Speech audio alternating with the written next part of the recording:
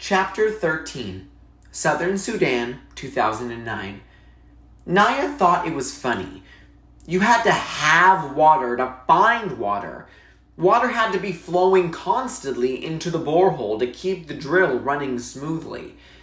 The crew drove to the pond and back several times a day.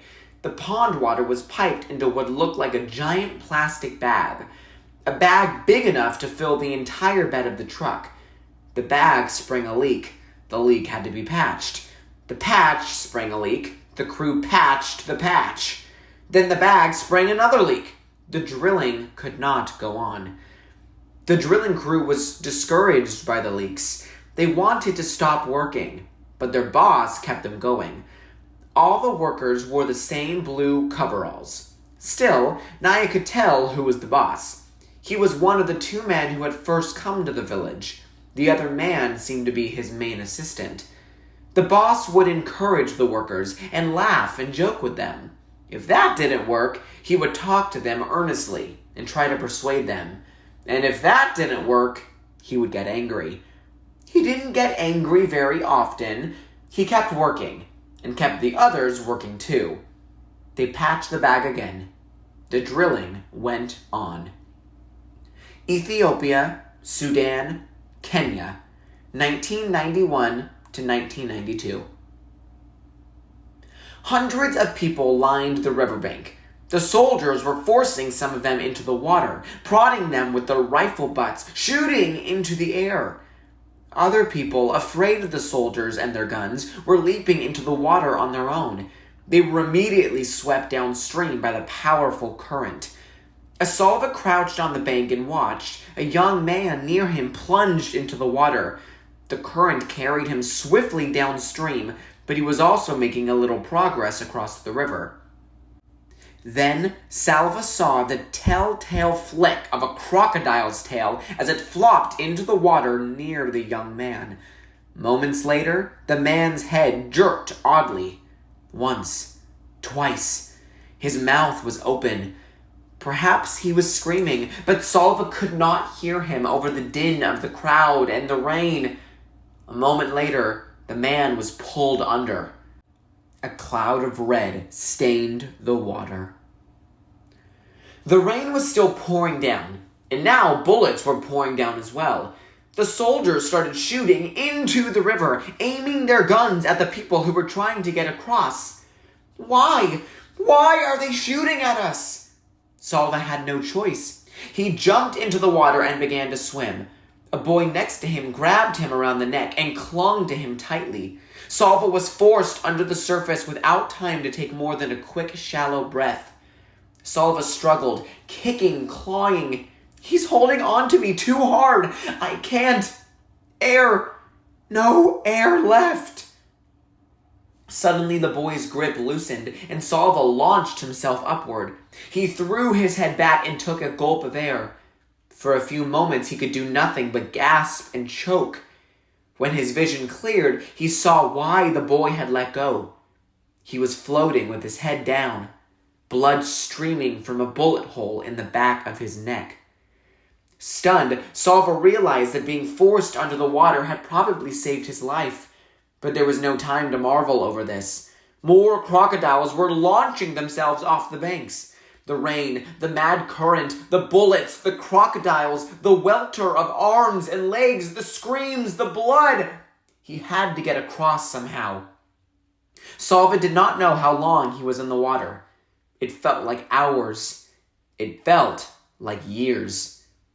When at last the tips of his toes touched mud, he forced his limbs to make swimming motions one last time. He crawled onto the riverbank and collapsed. Then he lay there in the mud, choking and sobbing for breath.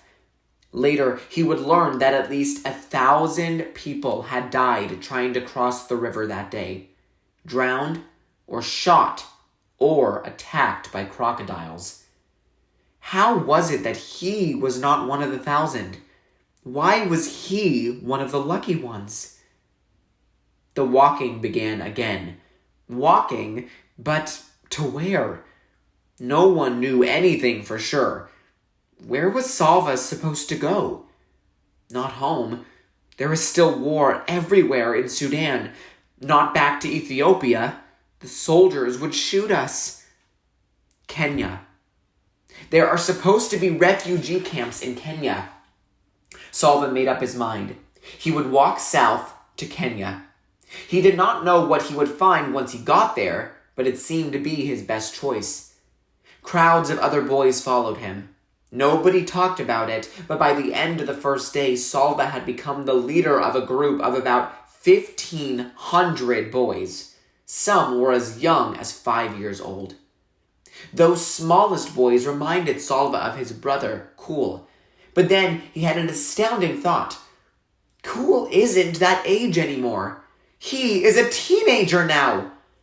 Salva found that he could only think of his brothers and sisters as they were when he had last seen them, not as they would be now. They were traveling through a part of Sudan still plagued by war.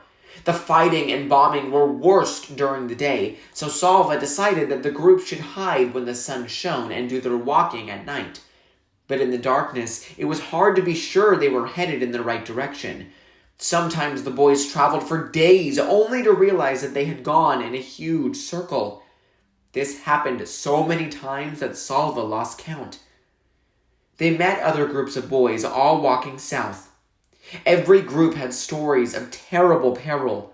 Boys who had been hurt or killed by bullets or bombs, attacked by wild animals, or left behind because they were too weak or sick to keep up.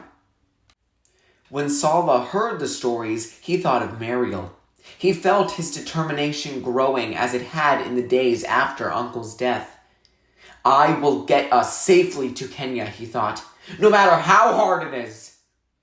He organized the group, giving everyone a job. Scavenge for food, collect firewood, stand guard while the group slept. Whatever food or water they found was shared equally among all of them. When the smaller boys grew too tired to walk, the older boys took turns carrying them on their backs. There were times when some of the boys did not want to do their share of the work. Salva would talk to them, encourage them, coax and persuade them. Once in a while, he had to speak sternly or even shout, but he tried not to do this too often. It was as if Salva's family were helping him, even though they were not there. He remembered how he had looked after his little brother Cool, but he also knew what it felt like to have to listen to the older ones, Eric and Ring, and he could recall the gentleness of his sisters, the strength of his father, the care of his mother. Most of all, he remembered how Uncle had encouraged him in the desert. One step at a time, one day at a time. Just today, just this day to get through. Salva told himself this every day. He told the boys in the group too. And one day at a time, the group made its way to Kenya. More than 1,200 boys arrived safely. It took them a year and a half.